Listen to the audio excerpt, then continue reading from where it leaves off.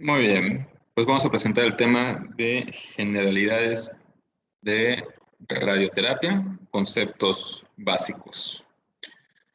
Este es el aviso de privacidad.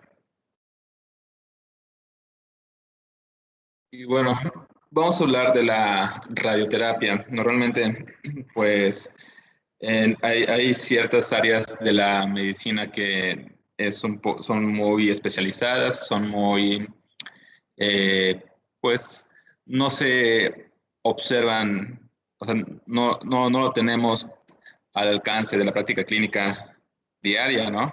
Y pocas veces nos toca interactuar con estas áreas, y una de esas áreas es la radioterapia, que es un servicio que por lo general es aquí en México casi exclusivamente los oncólogos son los que interaccionamos con los médicos radiooncólogos. Por el tipo de aparatos que utilizan, muchas veces están pues alejados del hospital, están en clínicas apartes, hay un poco de segregación, ¿no? Pero bueno, hay que conocer cómo son la parte fundamental, la parte, perdón, principal de la radioterapia, porque seguramente en algún punto nos van a preguntar o alguien nos va a pedir orientación. La radioterapia es una herramienta que se usa para muchos pacientes con cáncer, ¿no? Tal vez algunas bibliografías marcan que entre de un 50 hasta un 60% de los pacientes van a tener que pasar por un tratamiento de radiación. Y bueno, la radioterapia va a ser un tratamiento que va a consistir en la aplicación de radiación ionizante. Aquí está la clave, ¿no? No es cualquier tipo de radiación, sino es una radiación ionizante, ¿sí?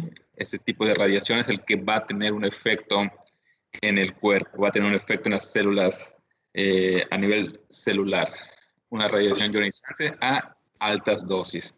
Y bueno, esta es la aplicación de ese tipo de radiación en un volumen del cuerpo, ya sea para erradicar o despoblar las células tumorales, sin sobrepasar los límites de tolerancia para los tejidos normales. Esto eh, hay que tener en cuenta que cada tejido tiene un tope de tolerancia de la radioterapia, de la radiación. Si ese tope se rebasa, van a aparecer efectos tóxicos, va a aparecer lesiones en el tejido normal si pasamos esos límites de la tolerancia que ya están establecidos. Como habíamos comentado, aproximadamente un 60% de los pacientes con cáncer van a necesitar radiación en algún momento de su tratamiento y llega a ser un tratamiento muy especializado y complejo, ¿sí? Se involucran muchas personas para el tratamiento de la radioterapia, médicos, físicos, técnicos, enfermeros, todo una clínica, ¿no? Hay muchas personas y bueno, por lo mismo que es algo muy especializado y complejo, llega a ser costoso. No es disponible fácilmente. Hasta hace unos 5 años habían tal vez hasta hace unos 10 años habían tal vez 3 aparatos de radioterapia de nueva generación aquí en la península. Y bueno, poco a poco han llegado, se han construido más, ¿no? En Campeche tenemos un acelerador lineal, aquí en Yucatán, si no me equivoco, hay 3, en Quintana Roo hay 1, o sea, no son aparatos que sean fácilmente disponibles. Y bueno, algo que también vale la pena recalcar es que se puede utilizar para enfermedades benignas con una finalidad antiinflamatoria. Esto tal vez aquí en México no lo usemos tanto, pero en otras partes del mundo, sobre todo en Europa, en Alemania, sí se utiliza la radioterapia en ciertas enfermedades benignas. La historia de la radioterapia inicia cuando se descubren los rayos X y vean que desde 1896 ya está documentado pacientes que se han tratado con algún tipo de radiación. ¿Cuáles son las indicaciones de la radioterapia? Hay distintas, ¿no? Puede ser una radioterapia radical o la llamada con intención curativa, por ejemplo, pacientes con cáncer de próstata en etapas tempranas, etapas intermedias. Dar radioterapia se considera que puede llegar a ser curativa para pacientes con cáncer en cabeza y cuello y cáncer de cuello uterino. Sobre todo en el estado de Yucatán usamos mucho la radiación, especialmente para cáncer de cuello uterino de tipo radical. También podemos dar la radioterapia adyuvante, la radioterapia complementaria. Por ejemplo, aquí en la radioterapia radical no se hace una prostatectomía, ¿sí? No se quita la próstata, sino se da directamente la próstata. Y cuando hablamos de radioterapia adyuvante, es que ya se quitó el tumor de forma quirúrgica, ¿no? Puede ser preoperatoria, por ejemplo, pacientes con cáncer de recto, algunos pacientes con cáncer de pulmón, se disminuye el volumen tumoral y bueno, luego se opera. Actualmente hay algunos estudios que avalan la radioterapia intraoperatoria, pacientes con cáncer de mama, pacientes con algunos tipos de sarcomas. Es un procedimiento muy complejo, pero se introduce el quirófano a un aparato de radiación y después de la resección de un tumor de la mama, dentro del quirófano se da la radiación. Y bueno, lo más común es la radioterapia posoperatoria, ¿no? Una vez que quitan el tumor en alguna parte del cuerpo, se da el tratamiento. Por ejemplo, cáncer de mama, cáncer de endometrio, que es muy, muy común. Y también, por supuesto, tenemos la radiación paliativa. La indicación, el ejemplo más claro, los pacientes que tienen metástasis en cerebro, en el sistema nervioso central, se da una radiación para mejorar los síntomas, para controlar temporalmente los tumores, ¿sí? Pacientes que tienen dolor intenso por una metástasis en los huesos, pacientes que tienen una hemorragia, por ejemplo, a nivel intestinal, en cuello uterino, ¿sí? Se puede dar una radiación de tipo paliativo y bueno, también los pacientes con síndrome de compresión medular por tumor, pues también es una indicación. Hay algunas modalidades de radioterapia. Creo que la primera clase vimos una diapositiva. Las dos más frecuentes está la radioterapia externa, que también se llama teleterapia.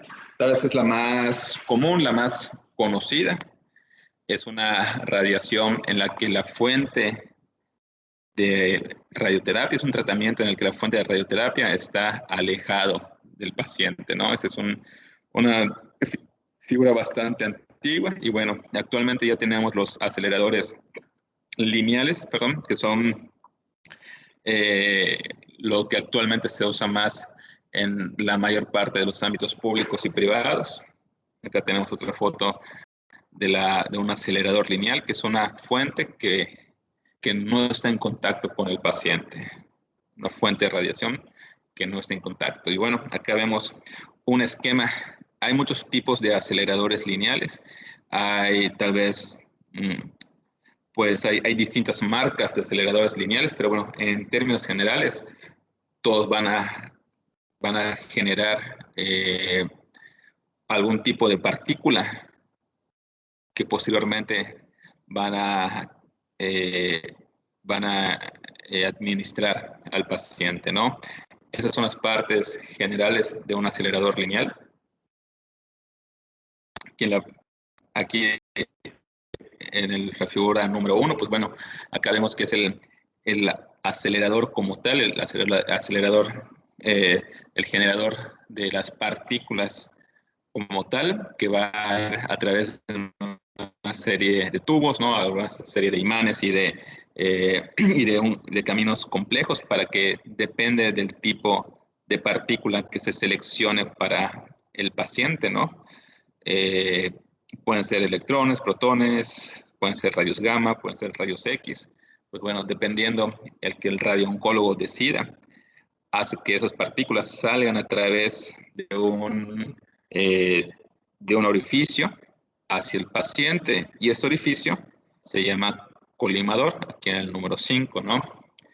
Esos colimadores, dependiendo el presupuesto, ¿no? Dependiendo qué tanto se puede invertir en los aparatos, pues bueno, pueden ser colimadores que vean esta primera acá arriba, ¿no? que puedan hacer una apertura de 1 centímetro para que pase el haz de energía, o puede hacer aperturas asimétricas, ¿sí?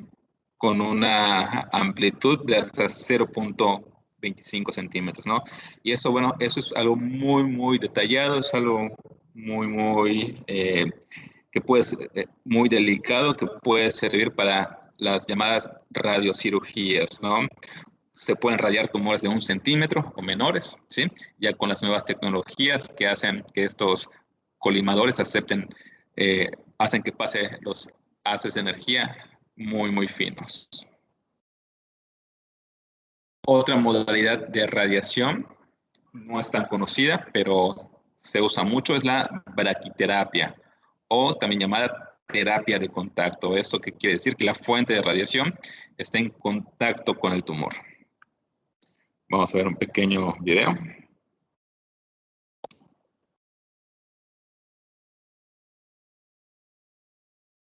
Acá nos dice que es la braquiterapia, ¿no?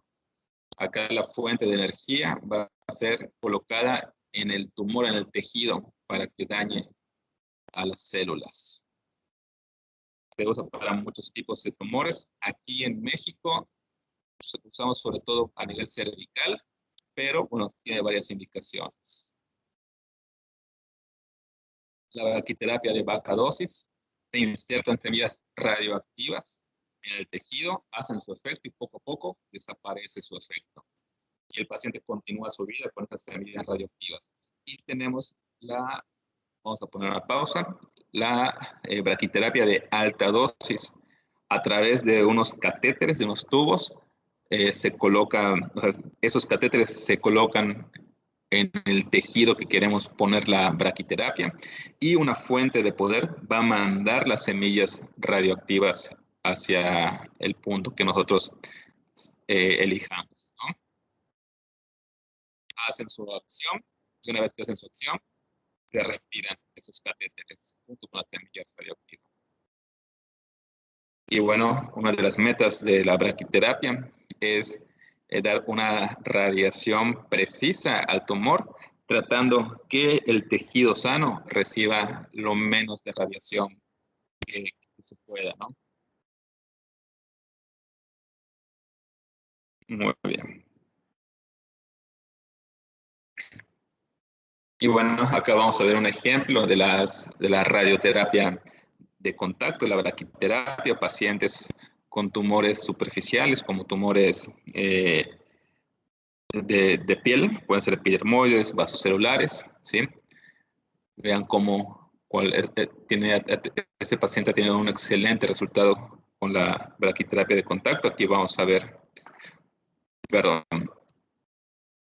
Ese es un dispositivo en el que esto va pegado hacia una fuente de poder, una fuente de energía, y cuando se activa la fuente de energía, viene la semilla radioactiva, hace que eso, y pues hace su efecto a nivel del tumor, y ya cuando termina el tratamiento retiran estos catéteres. Esto es algo que se usa mucho en México, sobre todo en el Hospital Orán, en el IMSS, se usa muchísimo, es la braquiterapia para pacientes con cáncer de cuello uterino. Cuando el tumor está en el cuello del útero, se da una radiación externa y luego se hace una braquiterapia de contacto, ¿no? Aquí vemos cómo están los distintos aparatos que se usan, ¿sí? Para hacer los distintos catéteres. Todo esto es a nivel intravaginal para colocar pues la punta de esos catéteres en el área del cuello uterino o en el cuello uterino como tal. Y bueno, todo esto se va a conectar a una fuente de poder para que la semilla radioactiva entre hacia el tejido donde es el cuello uterino, haga su efecto secundario, haga su efecto de radioterapia, y después de un tiempo, bueno, se retira todo este equipo, ¿no? Más o menos a grandes rasgos, esto es el procedimiento para la braquiterapia intravaginal. Aquí vemos un paciente que tiene un tumor en la nariz, ¿sí? Donde se coloca el aparato y bueno, acá ya vemos físicamente esta es la fuente de poder. Y a través de la fuente de poder, bueno, viaja el material radioactivo para ejercer su efecto. Hay diferentes tipos de materiales radioactivos para usar. Muchas veces se usa el cesio. Y bueno, en cuestión de vamos a hablar un poco de la radiobiología, ¿no? Ya habíamos comentado que hay varios tipos de radiación y la radiación terapéutica es la llamada radiación ionizante, ¿no? Que es aquella que tiene la habilidad de transferir su energía a la materia mediante la separación de electrones orbitales de sus átomos, formando pares iónicos, ¿no? Esa es personalmente siempre me ha dado trabajo entender esta parte del átomo, de esta parte física, pero bueno, es cuestión de analizarlo para eh, conocer las bases, ¿no? No es necesario profundizar tanto en la parte física, en la parte atómica, pero bueno, saber cuáles son las bases de la radiación ionizante, ¿no? Y bueno, hay muchos tipos de radiación ionizante, rayos gamma, rayos X, electrones, protones, neutrones, etcétera, ¿no? El radiooncólogo, actualmente hay varias recomendaciones internacionales, ¿no? Hay varias dosificaciones de los rayos X, hay tipos de energía que sirven más dependiendo si es un tumor superficial, si es un tumor profundo, si qué tipo de acelerador lineal tengo, qué tipo de aparato de radioterapia tengo, ¿sí? Para generar cada uno de estos electrones, y bueno, perdón, cada una de esas partículas. Y bueno, ya el médico radiooncólogo es el que decide qué partícula va a usar y cuál es la dosis, ¿no? Generalmente, en términos generales, perdón, lo que más se usa son los rayos gamma y los rayos X, ¿no? Y bueno, la importancia médica radica en la energía, o sea, en qué tipo de partícula vamos a usar, y más que en el origen. Si es un acelerador lineal, si es una bomba de cobalto, etcétera, ¿no? Y bueno, esas son las fases del proceso de daño celular, ¿no? Una vez que se administre la energía, la radiación ionizante, bueno, va a haber una fase física, que es la absorción de energía por el tejido, la fase físico-química, que ya van a haber alteraciones a nivel molecular en las células, y la fase biológica, que ya va a haber implicaciones de esta alteración genética causada por la radiación. Tenemos dos tipos de daño celular. El daño directo a la cadena de doble hélice, ¿sí? Ya es por la partícula elegida, y como consecuencia no solamente va a hacer estos daños a la doble hélice, se rompe la cadena y bueno, teóricamente la célula tumoral va a la muerte, ¿no? Ya sea vía apoptosis u otro tipo de mecanismo de muerte. Pero también crea radicales libres, ¿no? A partir de, de oxígeno e hidrógeno va a ser este segundo efecto, y una acumulación de radicales libres también va a hacer que la célula tumoral pues muera o vaya hacia una apoptosis. Entonces es un doble mecanismo por lo que hace su efecto la radioterapia. Tenemos diferentes tipos de efectos, la relación dosis-efecto. Hay efectos estocásticos, o también llamados aleatorios. Esta palabrita de estocástico es una palabra que les gusta usar mucho a los radiooncólogos.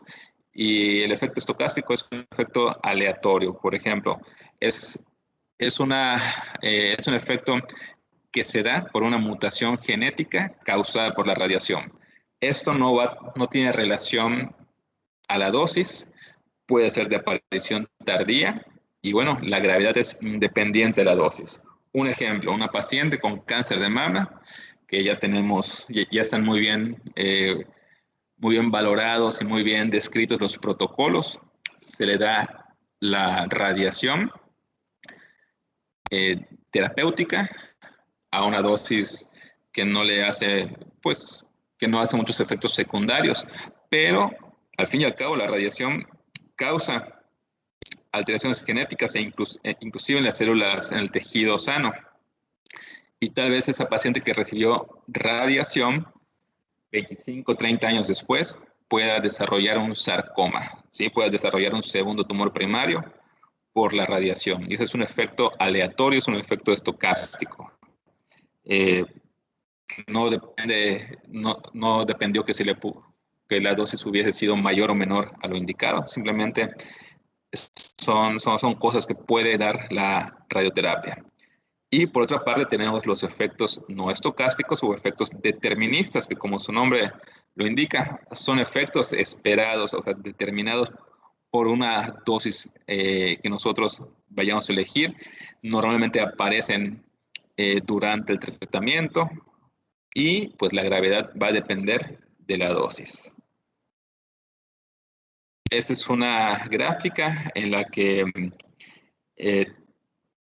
hay curvas de control de tumor y curva de aparición de complicaciones. Esas complicaciones dependen mucho del tejido que se vaya a radiar. Como les comenté, cada tejido tiene su tope de radiación, ¿no? Tal vez no es lo mismo radiar la cara que radiar el tórax, que radiar el recto, que radiar la zona pélvica. ¿Sí? Y bueno, lo ideal es llegar a tener un mejor control tumoral con una complicación mínima, ¿no? O sea, que el tejido sano reciba una dosis pues menor y que el tejido tumoral reciba una dosis mayor, logrando llegar a lo máximo del control tumoral sin tener que arriesgar nuestro tejido sano. Cuando hablamos de radiación, esa es la unidad de dosis, la radiación se mide en unidad de dosis absorbida, llamada Gray o centigray. Y bueno, a los que les guste la física, aquí hay algunas conversiones. Entonces, normalmente los planes de radiación van a decir, un ejemplo, vamos a administrar a esta paciente 50.4 grays o 5400 centigrays en tantos días. Y ahora te vamos a explicar esto de cómo se aplica la radiación. Hay que tener en cuenta que hay factores que van a modificar la radioterapia. De entrada, los factores físicos, ¿no? Que son las características de la radiación, que implica la dosis de la radiación, la calidad de la radiación, qué tipo de energía voy a usar, qué tipo de aparato para dar radiación voy a usar, el tipo de aplicación, ¿sí? Esos son factores que podemos muchas veces controlar. Y también hay factores químicos que van a modificar el efecto de la radioterapia, por ejemplo, los radiosensibilizadores. El oxígeno, ¿sí? Como habíamos comentado, un efecto indirecto de la radiación es la formación de radicales libres a nivel celular. Si hay poca oxigenación, puede ser que la radiación no sea tan eficiente. ¿Eso cómo se traduce en la clínica? Los estados anémicos. Una paciente que tiene un cáncer de cuello uterino con un sangrado importante. A veces, a casos dramáticos, llegan con 4 de hemoglobina, 5 de hemoglobina. Y bueno, y la paciente sigue sangrando. Entonces, idealmente, pues hay que hacer transfusiones de sangre para que llegue, no solamente para desaparecer el síndrome anémico como tal, sino para brindar una mejor oxigenación al cuerpo, ¿no? Al tejido tumoral, y que esa oxigenación haga que la radiación sea eficaz. También hay medicamentos radiosensibilizadores, como son los de la quimioterapia, ¿no? Los platinos, gemcitabina, 5-FU, etc. Entonces, esos medicamentos también hacen que la radiación sea mucho más eficaz porque sensibilizan a la célula tumoral para que sea más fácil que se destruya por el tratamiento. Y del otro lado tenemos los radioprotectores, ayudan teóricamente al tejido a que no tengan tantos efectos secundarios por la radioterapia. Un ejemplo es la amifostina. Esto se ha usado para proteger la cavidad oral de las lesiones secundarias por la radiación. Es muy polémico, teóricamente se puede, pero en la práctica clínica realmente no se usa tanto. Tenemos los factores biológicos, el grado de diferenciación celular. Teóricamente las células en la fase de crecimiento G2 son más radiosensibles. También el tipo de tejido, ¿no? Las células musculares y nerviosas no llegan a ser tan radiosensibles. Y bueno, los linfocitos maduros y las espermatogonias son mucho más sensibles a la radioterapia. Dependiendo del tipo de tejido, es la sensibilidad al tratamiento. Y bueno, una vez que el paciente, que decidamos enviar al paciente con el médico radiooncólogo, les voy a explicar cómo se da el tratamiento, ¿no? ¿Cuál es el flujograma? Definitivamente, pues, ¿quién indica la radiación? El médico radiooncólogo. No le indica el médico oncólogo, el oncólogo clínico, el cirujano oncólogo, el médico internista, gastrointestinal, no. Un médico especializado en radiación es el que dice si el paciente es candidato o no al tratamiento. Los oncólogos que se digan, bueno, si es candidato, ¿qué es lo que sigue? Son una serie de pasos que vamos a ver, iniciando con la simulación. La simulación, ¿qué es? O sea, no es que yo diga, bueno, es candidato y pasas directamente a la máquina del acelerador lineal. No es tan fácil, de hecho es algo muy complejo. Una vez que se acepte al paciente para el tratamiento, debe pasar el primer paso, que se llama simulación. Básicamente es una tomografía, ¿sí? O una resonancia magnética en algunos casos, ¿no?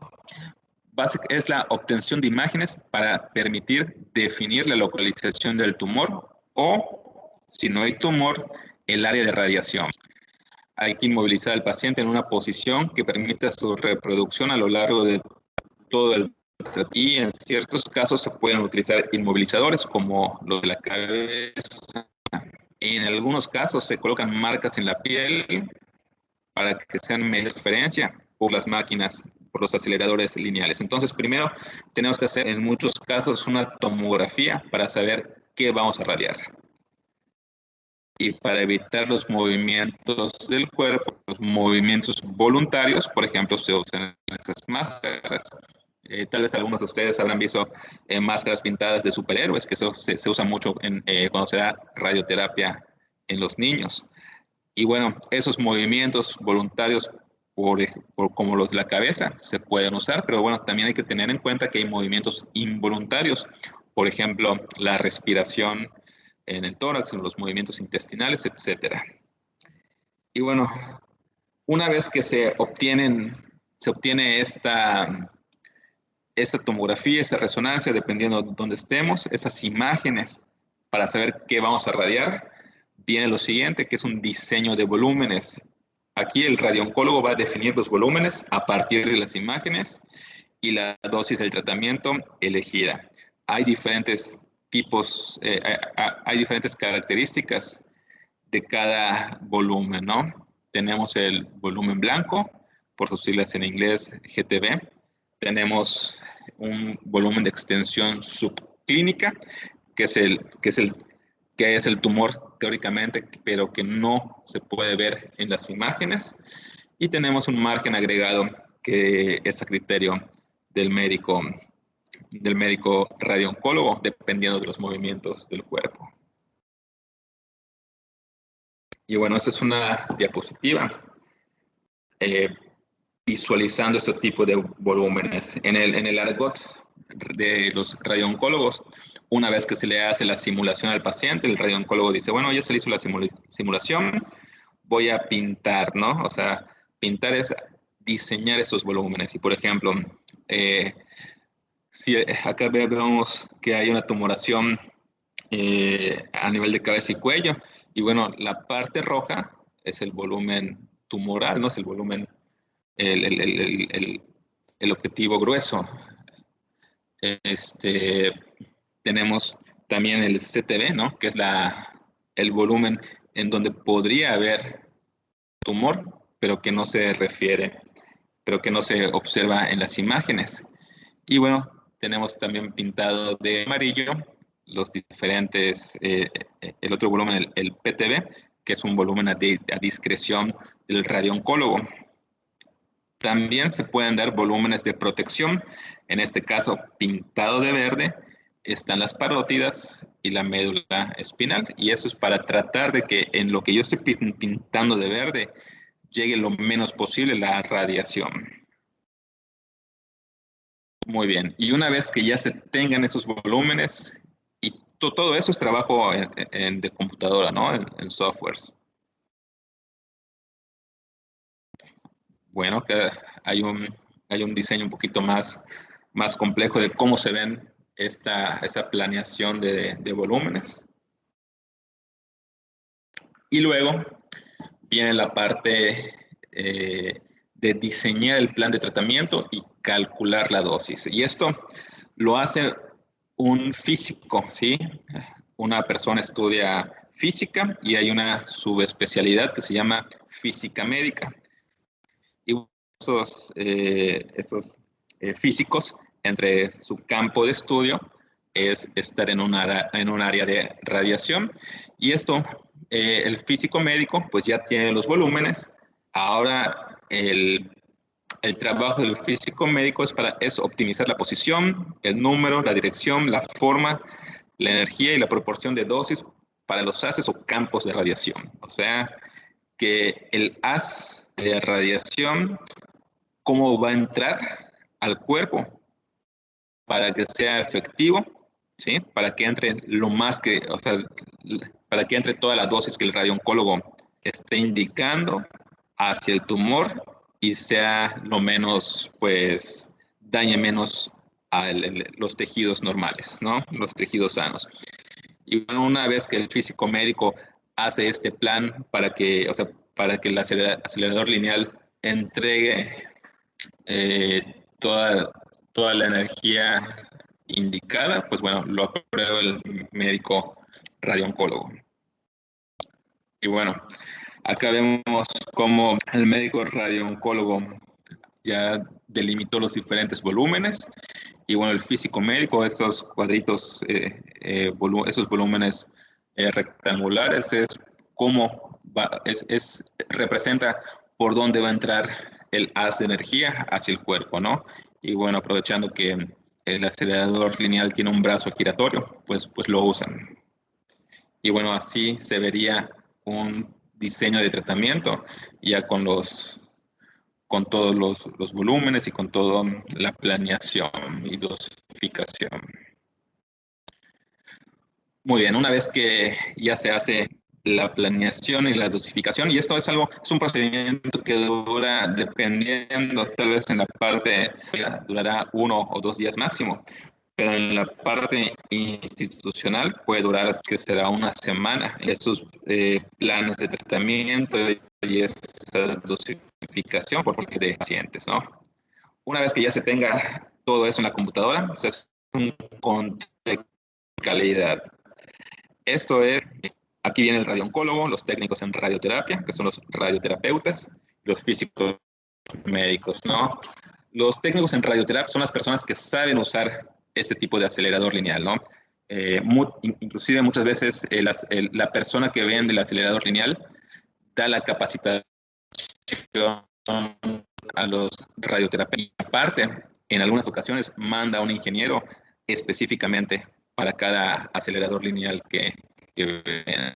La gente le dicen que ya va a iniciar su tratamiento. Ahora el paciente va a la clínica, se acuesta en la cama del acelerador lineal y hacen una verificación, ¿sí? Eso es confirmar que el plan de tratamiento se reproduzca en el acelerador lineal de forma adecuada.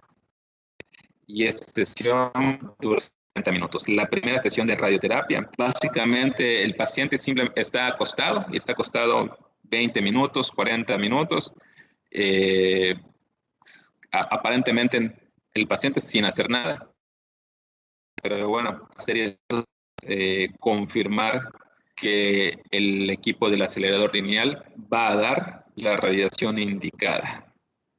Y bueno, una vez que se inicia el tratamiento, ahora sí, normalmente los pacientes van de lunes a viernes. Una sesión es en un día, se aplica de lunes a viernes en todas partes del mundo. Sábado y domingo se descansa, y si todo va bien, la duración de cada sesión de radiación es de 3 a 5 minutos. Es rápido, ¿no? Una vez que ya se verifique el plan, que se ve que el paciente esté yendo bien, pues, pues agiliza mucho las sesiones de radiación. Ahora, ¿cuántos grays se administran por sesión? Varía mucho dependiendo de la dosis y el fraccionamiento. El fraccionamiento es, por ejemplo, es el número de sesiones. Hay esquemas en los que 50 grays se pueden dar en 28 sesiones o los mismos 50 grays en 20 días, ¿no? O sea, eso depende del radiooncólogo depende del protocolo que haya elegido. Y les repito, una vez que inicia el tratamiento, es de lunes a viernes, y bueno, hasta que termine, dependiendo del número de sesiones que se indiquen. Los efectos secundarios generales, en general, son pocos. Puede haber fatiga, algo de anorexia, pero lo que más nos da son los efectos secundarios localizados, y bueno, todo depende de qué parte del cuerpo esté el tratamiento. Por ejemplo, cuando se radia la piel, puede dar eritema, hiperpigmentación, y si no se cuida bien el paciente, hasta se puede ulcerar la piel, ¿no? Una quemadura grave. Pacientes que tienen tumores en sistema nervioso central, va a haber caída de pelo, cefalea, a veces náuseas, vómitos. Pacientes con tumores en la cabeza y el cuello, mucositis, eso es algo que nos da mucho problema, porque hace que el paciente deje de comer, hace que el paciente deje de tomar líquido, y bueno, eso hace que haya una desnutrición crónica, y puede el paciente terminar en urgencias por una falla renal, por una desnutrición importante, ¿no? Algo que también nos pasa mucho en pacientes con cabeza y cuello, la sequedad bucal. Si no se cuidan muy bien los campos de radiación y se dan a las parótidas, causa gerostomía, que muchas veces es muy difícil que las glándulas recuperen esa secreción de la saliva. Disgeusia, esto ayuda a que el paciente no coma. Y en pacientes con cáncer en laringe, cuando se radia la laringe, la disfonía. Pacientes con tumores en tórax, neumonitis, esofagitis, disfagia. Esto, los efectos secundarios en la pelvis lo vemos mucho cuando mandamos a pacientes a radiar por cáncer de próstata, por cáncer de cuello uterino, diarrea, cistitis, colaquiuria. Realmente la diarrea y la cistitis se controlan bastante bien en ese tipo de pacientes. Y también tenemos efectos crónicos. Puede ser hace 2 años se le dio radiación a la PM, y bueno, tengo una cistitis, 2 años de padecimiento, tengo de hematuria macroscópica, y se le hagan todos los exámenes y solamente es inflamada la vejiga, ¿no? No hay infección, no hay otro tipo de lesión. Y bueno, es algo esperado. También la colitis crónica o la rectitis hemorrágica. Si de repente los pacientes tienen evacuaciones con sangre, hematoquesia, a veces melena, dolor a la evacuación, y uno piensa, dice, chispas, ya tiene una recaída del paciente, pero bueno, se hace una colonoscopía, se hace una tomografía, y bueno, vemos que son proctitis o rectitis crónicas secundarias a la radiación. ¿Sí? Hay que tener en cuenta la parte de los efectos crónicos. Dependiendo, vemos los efectos crónicos. Acá ponemos un ejemplo de una radiodermitis causada en una paciente con una anemia radical, y se le está dando radiación. Vemos muy claramente dónde están los campos de radiación. Una radiodermitis grado 1, grado 2, que por lo general no se indica ningún medicamento. ¿Sí? A lo mucho indicamos desinflamatorios, pero bueno, mientras siga la radiación, va a seguir con la radiodermitis, pero es algo que se tolera bastante en las pacientes. Y otro ejemplo que he hecho pacientes con cáncer de cabeza y cuello, en los que no en todas las localizaciones, pero sí en la mayoría de las localizaciones puede haber la mucositis hace que el paciente tenga disfagia, tenga odinofagia, disgeusia, en pocas palabras, no come, no toma líquidos y esto hace que poco a poco pierdan de peso, haya desnutrición, puede haber una deshidratación. Eso nos da mucho con la radiación. Y bueno, aquí vamos a poner un video de de la llamada radiocirugía,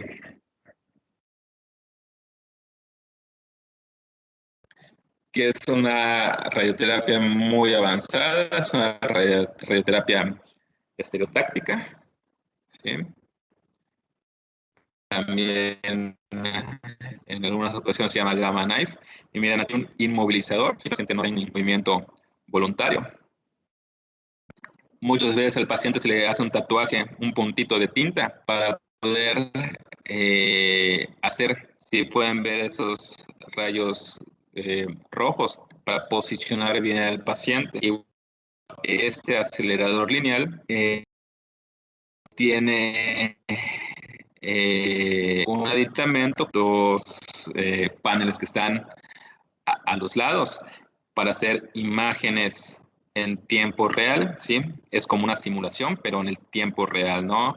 Una simulación durante la radiación para ajustarse al tamaño tumoral. Por ejemplo, si un paciente tiene un tamaño, tiene un tumor de 10 centímetros y con la radiación va disminuyendo, pues el acelerador debe de ir adaptándose a esa disminución del tumor. Pero bueno, estos son equipos muy avanzados. Y bueno, el paciente, eso es lo que ve, ¿sí? Realmente no se ve nada, tal vez se escuche cómo da vueltas el aparato, pero bueno, está haciendo su efecto, ¿no? Está tirando los haces de energía, aunque no sea nada como tal. Y bueno, esa es toda la clase.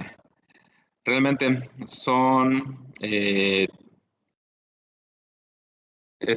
una terapia bastante especializada, es una terapia bastante interesante